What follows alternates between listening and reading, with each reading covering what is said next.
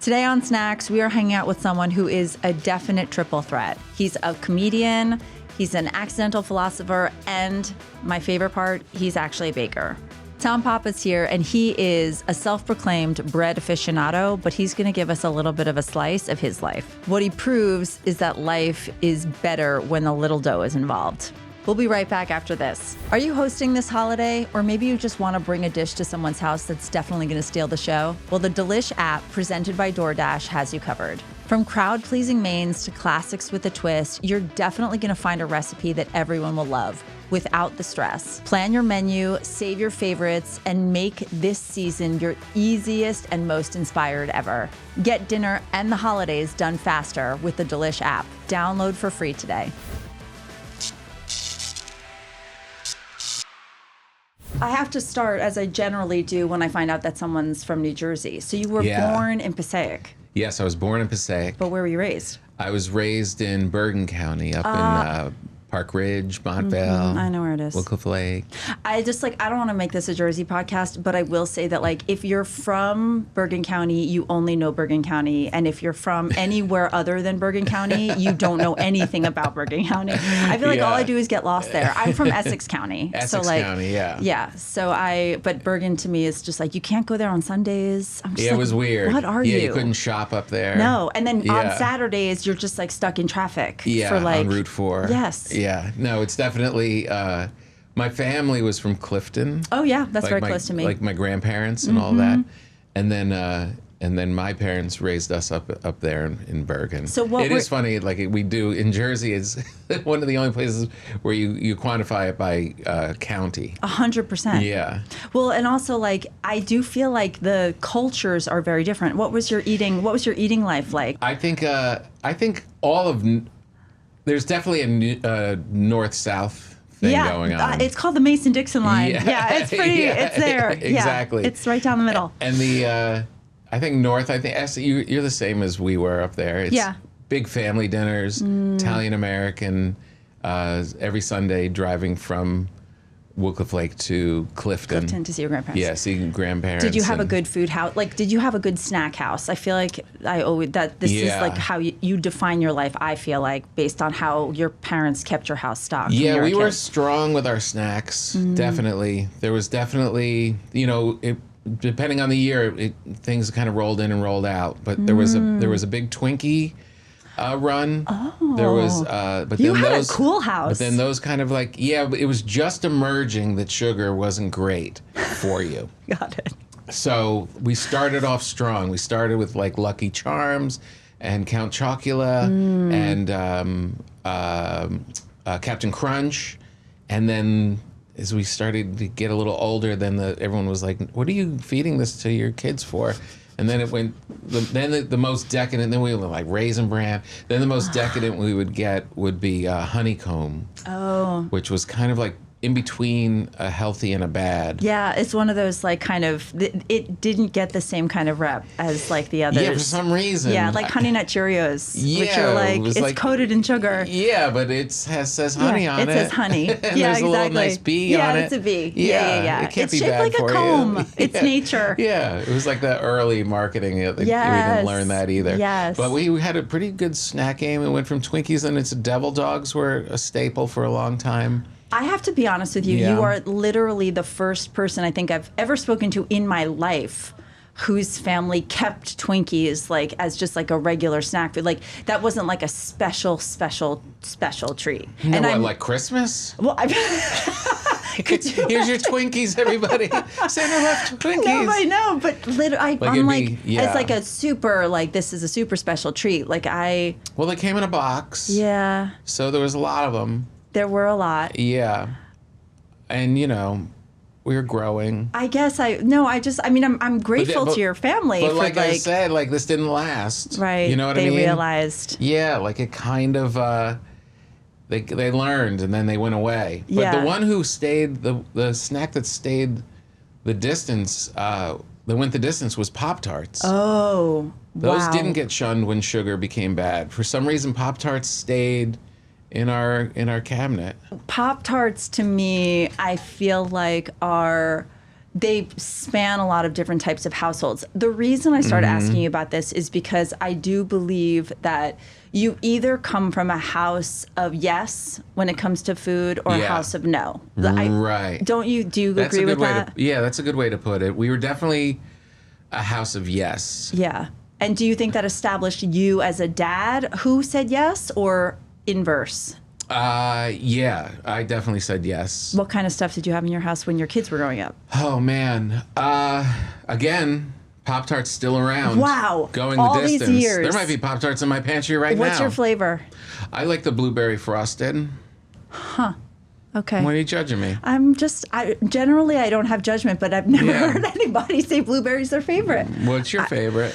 I like a strawberry. Yeah, I like a frosted? classic strawberry frosted. Yeah, I'm those not are into like the strong. chocolate. What about the s'mores when they came out with that one? I'm kind of a little bit like about the new flavor stuff. Brown sugar? I love a brown sugar. That one's good. I love a raspberry too. That was just like, or like one of the other berry. Not the blueberry though. Blueberry frosted.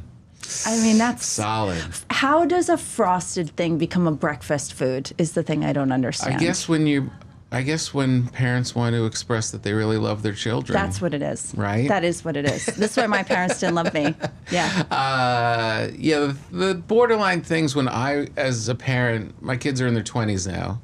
Right. And we would have Pop-Tarts, Eggos. It's not really junk food, but it's not really a great food. No, but probably. I could see that. That, to me, I mean, I don't know if you have the same problem, but I have 3 kids, and it's like getting my children to eat breakfast at all is a challenge. Right. Right? And so I guess that's sort of it, too, where it's like you have to frost it or like put it in a toaster. Solid product, though. Solid product. That thing toasts up, and that butter melts in those little squares. 100%. That is pretty solid breakfast food. Also underrated. Sorry, I'm just going to take it there.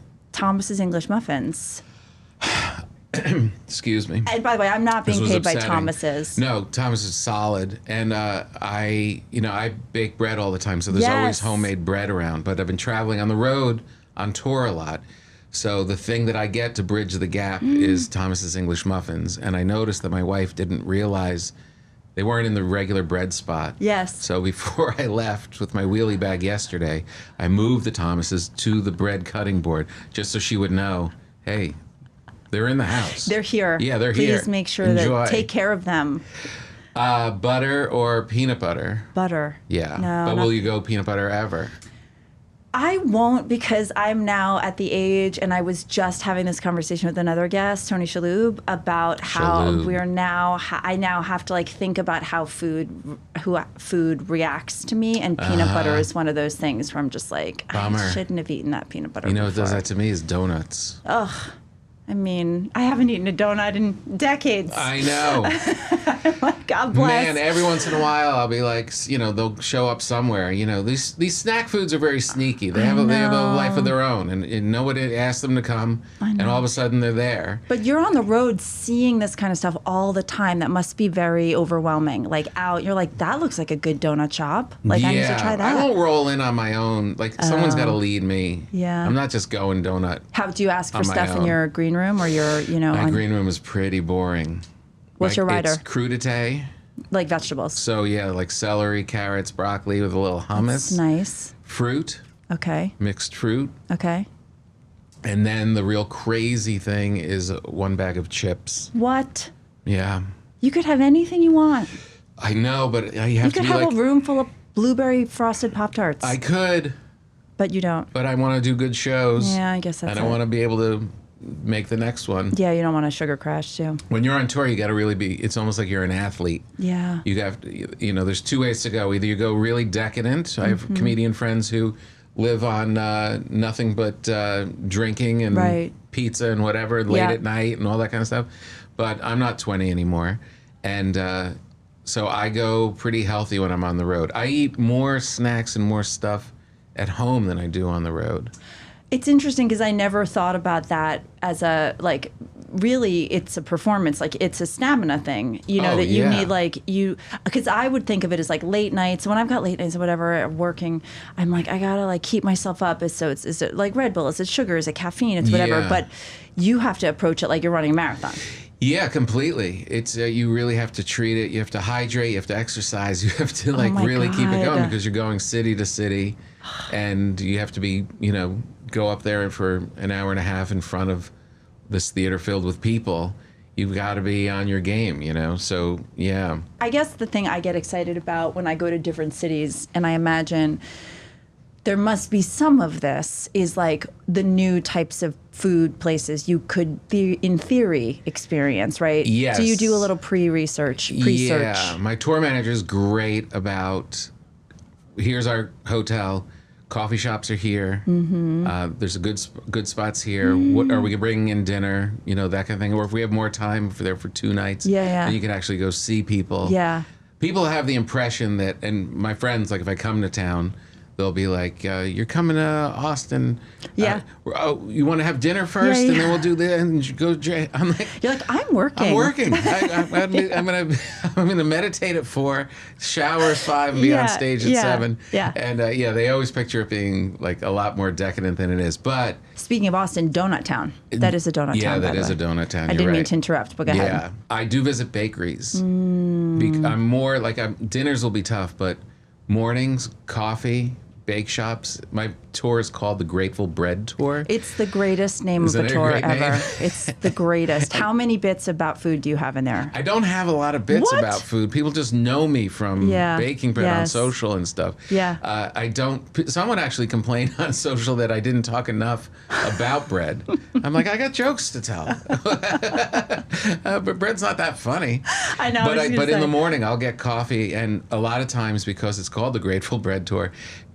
Bakeries will show up with bread backstage, and they'll invite me to their bakeries the next day. Stop. So like I was just in Monterey on Saturday and woke up and went to this Astra bakery, and they bring you in the back and they give you coffee and they let you shape dough with the people, and you look at the flour that they use, and completely immerse myself in these bakeries when I'm on tour. Oh my gosh. Yeah, it's a treat. That it's a is real a treat. real treat. Yeah. Also, so incredible too that you get to like try. By the way, I'm going to say this one thing because I know he'll be listening, that my husband is a fan of yours, and when he hears that you're like going around the country going to different bakeries, he's going to be very jealous and excited for you. Yeah, it's really a treat. I mean, it really is nice. Really I mean, it's a little weird. Like someone gave me this giant loaf of bread in San Francisco. Do you get nervous? No, I don't get no. It's funny. Sorry, I don't know why I went right there, but no, I'm my like, wife goes there too. Yeah, my wife's like, you don't eat baked goods that strangers just hand you razors at the book signing. Yeah, and I'm like, and I tell her I don't, but I eat all of it. You have to. I mean, how evil? It would be rude. Yeah, who's gonna? Yeah, you can't say no. If a guy gives it to me, I'm a little. But a woman. If he's a baker, I'll trust all bakers. Do you say, show me your credentials? If it's just a woman who's just coming up with something she made in her kitchen, I'll eat it. If a guy comes up and he's like, I made this in my kitchen, I'm not 100% sure that I agree with your logic. However, Which part of it? Well, the woman out of her house. Yeah, is the part. And I'm also like, I'm trying to figure out how I would be able to identify someone who is like a man who was just baking that in the back of his house versus a man who's like a professional baker. Like, does he come fully suited in the baking outfit for you to, or do you ask him to show? Well, you can kind of tell when people show up, and you can tell if they have a love of baking. You can tell, right? Like, it's well done. They want to talk about flour. They're into it. Okay. Like, for that guy to all of a sudden be evil would be weird. Yeah, that would be weird. But if they just show up with like a tray of brownies and with no explanation and just some loose tinfoil. I feel like we're spitballing a movie. Like, I feel like you need to fast track something here with Netflix. Yeah. And like get something on the docket. So I want to come back to your love of bread because where did this come from and how did it start? I started baking. I cooked all the time. Yeah. I was always a cook, but I was never really a baker. Right. It just seemed too precise. Yeah. Then I was writing on a TV show, and which one? It was called Red Oaks on Amazon. Yep. And one of the fellow writers told me about sourdough starter, and I'd never heard about it. And he's like, you have this flour and water and yeast that just like goes in, and it becomes this living bacteria. and you have to feed it, and told me this whole science fiction story of what natural yeast was. So I told my family at dinner about it, and my daughter was probably 12 or 13 at the time. She got a starter started for me and gave it to me on Christmas. Oh. She like hid it and did the whole thing. And if you don't know, it's like you put flour and water out in a bowl, Yep. and the yeast that's just around us goes into the bowl and eats it. It's And wild to see it live, yeah, right? It's really amazing. Mm-hmm. Everybody should have a like just to do it, just as an experiment. Yeah, it's really 100%. cool. So anyway, I baked a loaf of bread off of it, and I just got hooked. It was this natural, perfect symbiosis of baking and cooking. You know, I could still be sloppy, Yep. and be more of my cooking self, Yep. but it was baking. You had some precision to it, and I just fell in love with it. The smell of it, the baking of it, the sharing of it, all of it, it just exploded. Yeah. And I just started baking at a feverish pace, and that was like 12 years ago. Wild. And I just haven't stopped.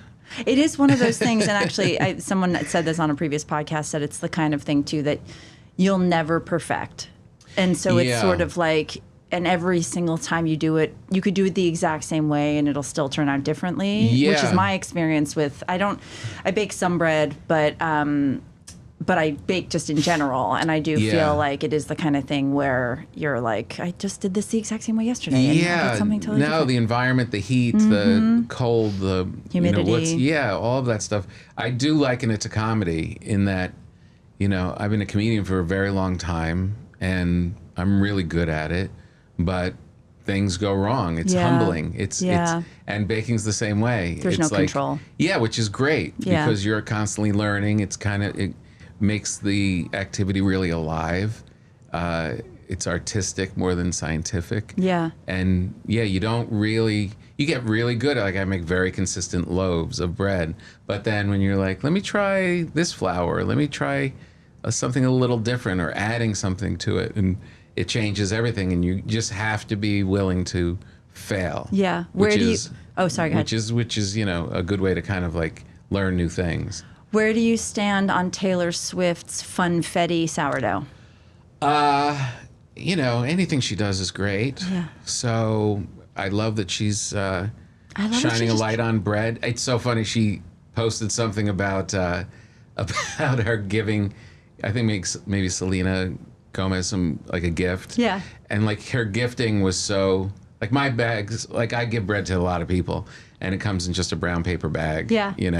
And hers did I miss the bread here? I'm sorry, I told you I was on tour. I'll come back. Okay. I'll come back. I'll come to LA. All right. We'll stop by for some bread. All right. Yeah. Sorry, go ahead. But it's hers was like this beautiful basket. Perfect. And had bread and olive oil and it was like, yeah. Bless her heart. Yeah, bless her heart. She's just got time. You know what I mean? Well, that's the thing that I have to. There is a selfish part of me that's like, all right, she says she's into bread. Yeah. But she works really hard, so she won't be in it for long. Like a lot of people came in during COVID and were like, oh, I do bread now. And it's all these stars on TV shows. And they're like, I do bread now. And it's like, give it a couple weeks. Yeah. It's a lot. It's a lot. It's a lot. Also, not to be whatever, but I got into bread in COVID as people do, and it was sourdough and it was challah. I was doing a lot of both those things. That's and my family was like eating a loaf of bread every afternoon at 3 p.m. Yeah. And it's not good for you. It's not sustainable. Yeah. It's and it was we packed on a lot of bread. I don't know what to say. Sourdough is good for you. It's good for you, but no one should be eating a sourdough loaf a day. Not a loaf. No, that's a loaf. Yeah, that's a little excessive. But it does break down its own sugars. I don't need an excuse to get back into it, honestly.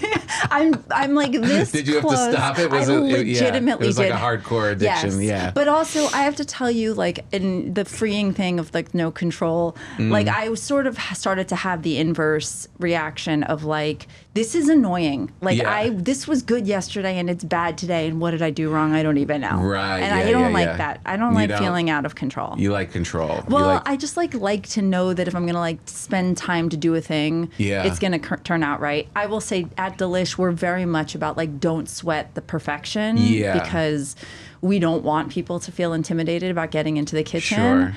But I am like, I just spent a lot of time and money. I know. And my starter. I know. No, it's a lot, and you can mess up.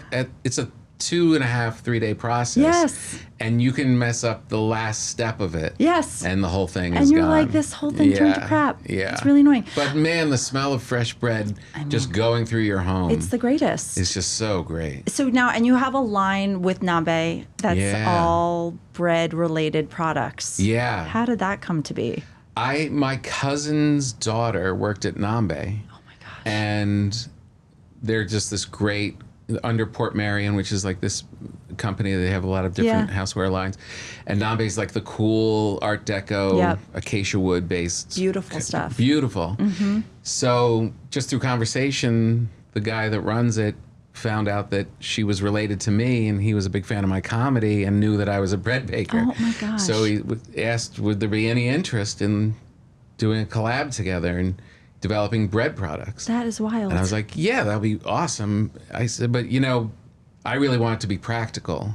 I collect bread items and stuff but it's all, I want them to be useful. They're like really cool and beautiful, but they have to be okay and be useful. And we spent about a year. They would design and present them, and bench scrapers and measuring things and cutting boards, and even like the feel of the spatula in my hand. And it would be like, no, this is too fat. It's not going to work. And they would go back. We went back and forth for like a year, and they just came out, and they're beautiful. That's amazing. But they're practical.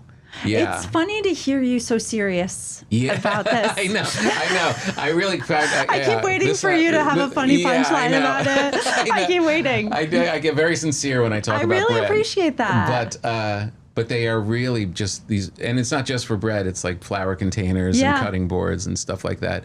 And they just look like, and everybody that sees it just goes, those are beautiful. Like they can't believe aesthetically. Yeah. And all I'm thinking is, but if you hold that spatula, you can take the bread out of the Dutch oven without burning yourself, and it's a perfect weight. I mean, so it took us a year going back and forth, and they just released, and it's really cool. I'm like going to like do signings. They're going to be in like Williams-Sonoma and Wayfair and all these places, and who knew? Like I'm a comedian, but bread is taken on. I got recognized on American Airlines. I was on a flight, and the flight attendant came up. And he's like, hey, Tom. And I was like, oh, he knows me as a comedian. And he said, I just want to apologize. The bread on this flight is awful. You're like, I know. You're like, I've been on American before. Right. I know what you're saying. Look like croissants. Yeah, exactly. Yeah. You're like, thanks. Yeah. But it's really cool. It was the one piece that I really love the most, we made these wooden measuring spoons. So like, for the measurements that I always use, which are 2 tablespoons, 1 tablespoon, 1 teaspoon, but they're all wood. They look like little pipes. Oh my gosh, so and there's beautiful. something so satisfying about pouring salt into this. Yeah, it really is. It's so nice. It's really pretty great. I really was hoping that guy was like, hello, Tom, I baked you a loaf of bread. I wanted that your flight attendant to like have pulled a bread loaf out of something. I don't know if I'd eat that one. I don't know if I wouldn't suggest you to eat. Why does he just have it on the plane? I know, he was just waiting for hopefully Tom Papa was going to be on this flight. Yeah, creepy. All right. Well, first of all, I have a first for Snacks Podcast, and I didn't even tell Sarita, but she can see it on the floor, I bet, which is, so I went to, you can't? Okay. I went to Target this weekend. Good. And Target's where you get weird Oreo flavors. Just so you know, they have a lot of all of exclusives. them. Oh, I know.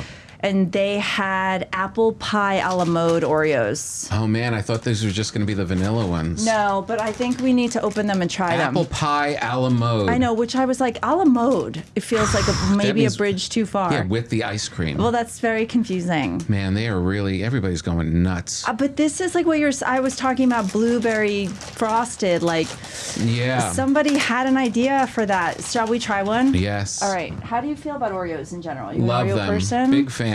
Are you a traditionalist or do you I'm like the weird ones? but I venture out. They started getting, when my kids were little, they just started losing their minds. Well, you know what the business model is of this is that what they say is when they come out with a new flavor of Oreo, it increases sales of the original because it brings attention back. Oh. So So they're no not one's really. like, I'm just going to make a la mode. Cheers. My fave. No, I don't think so. Okay. They smell very sweet. They smell like vanilla. It's like the vanilla. They got a kick of cinnamon. The a la mode part, I'm sort of like, what? Oh, but they're not bad. But the more it lingers, Oh yeah, the with apple, a cup of the tea. apple comes in. The apple was not there at first. No, Yeah. I'm not against this. No, I would eat these. I would eat these. I would call these Delish. Yeah, I don't know if I would call it a la mode. I don't know if I would call it apple. Aren't you getting the apple at the end, though? Maybe at the end. I mean, is cinnamon apple? What is apple? I guess Let's it's. be honest. If they didn't write apple pie a la mode on the cover, What flavor would I we're think it would probably be? thinking, Cinnamon roll or something? yeah, like a cinnamon vanilla. Mm-hmm. Right? I'm not mad at it. I'm not mad at I it could either. eat more than I should. They're on really that. losing their minds. But I don't know truly- who's losing it more, the Oreo people or the Pringles people. Pringles people have gone off the deep end a smidge. They're really. I just had a fried chicken Pringle. Oh, A Nashville hot chicken Pringle. that's not bad though. Those are good. No, they're all great, but they're I know. really going nuts.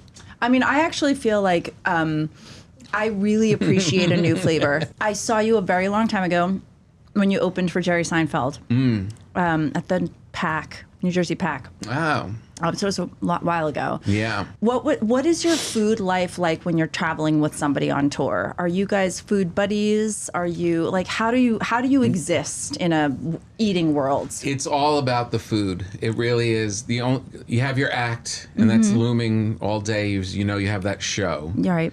And then it's really about when and what you're going to eat along the way. And the two of you have to come to an agreement. Yeah, yeah. The Jerry tour is very dialed in. He's very dialed in where the routine never changes. Right. It's a 9 o'clock breakfast. Oh, the food routine never changes. Food routine. 9 o'clock breakfast. Go see a movie after. Early lunch. On your own till the show. Then backstage, whatever And stuff what's you breakfast and lunch like different in different cities or got. So like breakfast is usually in the hotel wherever you are. right? Okay. You know, just whatever's Yep. easy, and we're not traveling to it. That's Right. a big thing. Is you don't want it can't be too much effort. My Right, my tour 100%. manager's like, so what do you want to eat for lunch? What's easy? Right, What's right, nearby? right, What's right, easy? And then so breakfast is in the hotel, and then a restaurant on the way back from the movie, just somewhere we pick something easy, something close, and not too adventurous, but Yeah. you know, not. It's really just about kind of like planning it out. What's your plotting it ideal out. lunch on tour? Ideal lunch on tour is usually like a salad with salmon. Okay. You know, So you're it's pretty really safe. You're like an Olympian. I think this Yeah. is where we are. Yeah, completely. I was kind of thinking, I don't know why I was going somewhere like Every once in a while, you'll go to meatballs like up, or I was you, like thinking. you that's where I get to was those pushing you. places and they're like, you have to do it. This summer, I went to Ocean City, Maryland. Oh, yeah? And they're like, you've got to go to this crab place. Crab cakes. And it was like, all right, let's go. And they dumped the crabs Oh, on the yeah. table with the mallets. Yep. And we're covered in So Old much Bay Old and Bay. sodium. And Yes. you're on stage. It's great. It was amazing. We had a wonderful time. And then on stage, you're like, do I have 17 shins? how filled with sodium, and my hands You're are like, cut and up. it's still on my teeth. Yeah, Yes, exactly. When you eat wings or 100%. something. Yeah, yeah. It's a lot. Yeah. You have to do it once in a while, but as a routine, if you're out there all the time, you can't. I do feel though, like, I think that's the benefit of all the food television we've been digesting over the years is like, I really do get excited about going to a new place and getting to experience something that they're really well known for. Yeah. And I'm very jealous that you get to see so much of the country and get to expose yourself to so much of that. It must be really a joy. It is a joy. It really is. And especially if you can meet the people behind it and that kind of thing. And also it's fun to see, you know, who's overrated. Oh, 100%. You know what I mean? I mean, we like to hit up the diners, drive-ins, and dives places and be like, is this place actually good? Like, I don't know if it's good.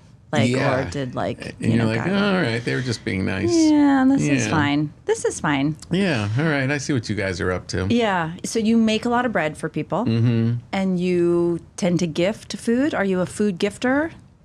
I gift bread, yeah. Just bread. Yeah. What's your what is your bread of choice to give? Like, is it sourdough strictly? Sourdough, but you know, that's really just the process. It's not just like, you know, that kind of tangy sourdough. Yeah. It's kind of like that's like the process of making it with the natural yeast. Right. But my three that are it's like a country loaf and then an olive loaf with green olives and Kalamata olives and herbs de Provence and lemon zest. And then a cheddar jalapeno loaf. Yeah. What do you give people when you have to give them bad news? What's your gift? What's your food gift of choice? Bad news. Well, what's your good news food gift of choice, and what's your bad news food gift of choice? You know, it's funny. It's the same. It's bread. Just bread. It is bread. It's the thing that makes everything better. Like I know when somebody's not when I'm giving them bad news, but if they've had bad news, or I know they're going through something. You know, if they're having like a hard time or like during COVID, I was just like in my car, the only one on the road, bringing bread to my comedian friends. But yeah, if some people like just love it, so I bring it to them regardless. Right. But you know, if someone's gone through something, they've lost somebody, you just know that they're kind of isolated for whatever reason. They've had a breakup or whatever. Just I spend time and bring that over. That is so much more sophisticated than I think than someone who came from a Twinkie house. What's the guilty pleasure in your kitchen right now? I'm chip crazy. What kind? I'm chip crazy. There's Pringles always around. Someone just sent me from Canada. Somebody sent me a box for my radio show. They sent me a box of flavors we don't get. Like which ones? Something like turkey with gravy. Oh my gosh, I've seen those. Those like those weird kind of weird ones. Yeah, and some strange like poutine. Korean I feel meals like they have and, up there maybe too. Yeah. Ketchup and but yeah, chips are always kind of like hanging around. Pringles are your go-to? There's always like a Tostitos somewhere around. There's a kettle chip somewhere around. All that kind of stuff. I'm not a sweets as much as a savory. But Pringles specifically, Pringles are always there. Do you consider Pringles a potato chip? Yeah, I do. Okay. Not a crisp, as they call themselves? I know the debate, but I completely go by my craving. And if I open Pringles, I'm satisfied that I've had a chip today. You've had a chip. Yeah. Here's the thing I'll say, and I'm just gonna like make it a big deal for a moment. That my daughter is gluten-free. Okay. And she can eat potato chips. Oh. But she can't eat Pringles. Oh. And I'm like, that's to me that like why? What did you do to this, Pringles? And I love a Pringle. Pringles, send me all your Pringles. But I just that frustrates me. But I appreciate that you're a chip person. Yeah. Because I feel like that's still a sophisticated junk food. I love chips. And you know, here's a little hack that I didn't really track until my friend Anthony told me about it. He's a sommelier. And we always talk about wine and stuff, and great bottle of red wine, and he said, eat a potato chip with it. With a great bottle of red wine. So have that glass, and then have it after that, and see what that does. And it is kind of like a magic trick. Yeah. Like a kettle chip, any specific kind? You don't want it to be like too flavored, but just like a straight up kettle chip, or like just a solid plain chip. just have those, and yeah, it kind of it dances. I will see that and raise you a not as sophisticated, but my party trick is a chip board, a chipcouterie board, which Really? is all different kinds of potato chips and a few different dips. So I would Nice. say next time I you like have people that. over, that is always Yeah, we a have a crowd lot pleaser. of things we have to do. Yeah. I have a lot of baking to get to, for God's sakes. Okay, we're gonna do a rapid fire round. Does that sound good? Sounds good. And then we'll see where we land here. Okay, sweet or salty? I feel like you just answered this. Salty. Okay. I just feel like the bakers who show up for you, like, they probably bring you a lot of sweet though too, yeah? There is a sweet, but But it's you- kind of a plain sweet. You know what I mean? Like it's the Simple. It's not the too crazy. Yeah, the simple sweet. Yeah. Crunchy or chewy? Crunchy. Oh, okay. Coffee or tea with your baked goods? Coffee. Do you have a coffee problem? Oh yeah. Really? Or a gift. I call it a gift. I'll take it. What's your coffee order? Black drip. Really? Nothing? Nothing. There's too much going on there. I'm not a problem. It's wild. I'm not standing in two lines. Well, I'm not also hanging in like- the flu shot extra area at the end. I'm No one's calling your I'm name. not waiting. No. I just feel like Italian though. You can't even get in a cappuccino. Yeah, in a like certain latte? place. Okay. Affogato. Affogato. I mean, delicious. Yeah, no, that's all great, but Just drip. drip. If I got the time and I'm in a cafe, okay. A little espresso. Yeah, espresso or cappuccino, but yeah, my go-to when I'm out in the world hustling, I love that. drip. They just give it to you right there. I know. You don't have to wait. done, Pay, here. done, leave. Phew. Yeah. You don't have to reorder. You don't have to pre-order it or anything. No. It must be such a freeing life. It's Mine is very elaborate. Favorite thing to put on bread? Butter, What kind of butter? French butter. Yeah, that's it. Burr. Yeah. I brought my daughter to Paris last year on a business trip, and it was we introduced her to Burr, and it's really good. Can I tell you one of the, I wouldn't say it's the favorite, but the most eccentric thing that I put on my bread? It's called a gentleman's breakfast. Which is? You take soft butter, chop up garlic and anchovies, and mix it in the butter. Oh. Put it in the refrigerator overnight. The next day, you take out your sourdough. While it's in the toaster, you put the butter on the counter, let it soften. Wow. And then you slather this butter, garlic, anchovy concoction on it. The real gentleman's breakfast gets served with a little scrambled eggs on the side. You don't have to do that.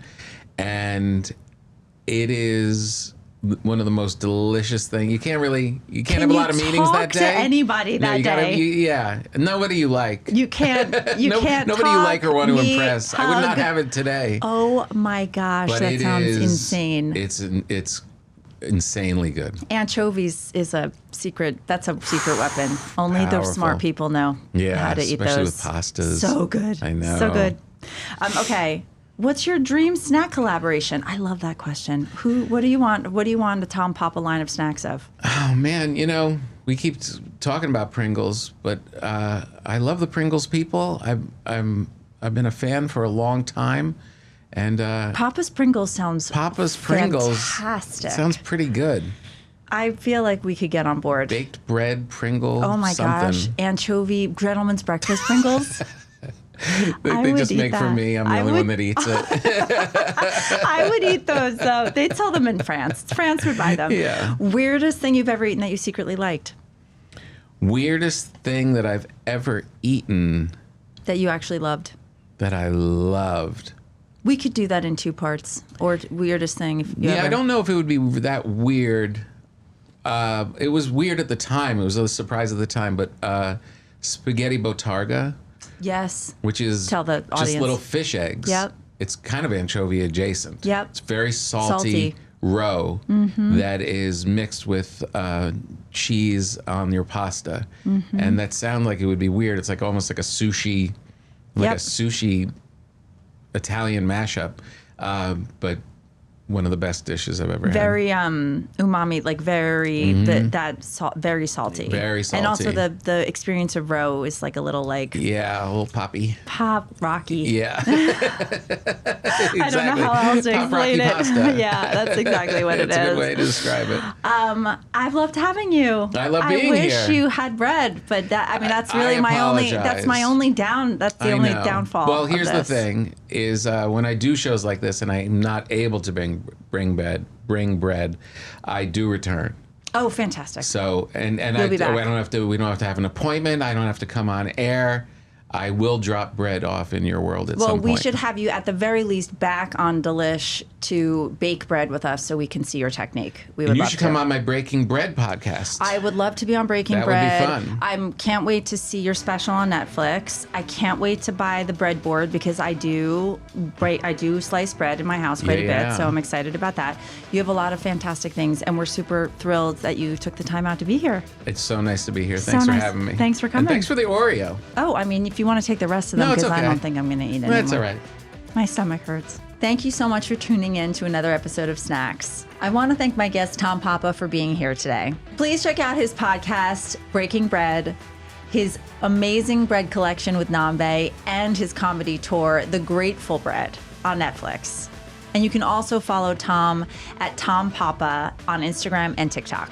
Make sure you continue to like, follow, and subscribe everywhere you listen to your podcasts, and follow us at @Snacks Podcasts on all social platforms.